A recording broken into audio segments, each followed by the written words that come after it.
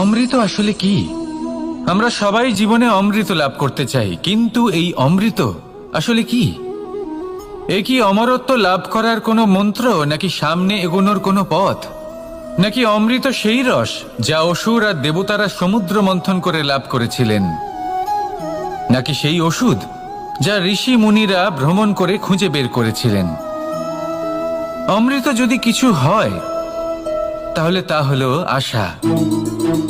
কখনো কোনো মাতাকে দেখুন, উনি নিজের সন্তানকে কত আগলে রাখেন, তার যত্ন নেন, তার পালন পোষণ করেন, এই আশা নিয়ে যে পরবর্তী জীবনে এই সন্তান খুব বড় কিছু করবে, ওনাদের খুব ভালোবাসবে। এবার আগামী দিনে কি হতে চলেছে তা আমরা জানি না, পর মুহূর্তে কি হতে চলেছে তা আমরা জানি না, আগামী মুহূর্তে আপনি জীবিত থাকবেন কিনা সেটাও আমরা জানি না, কিন্তু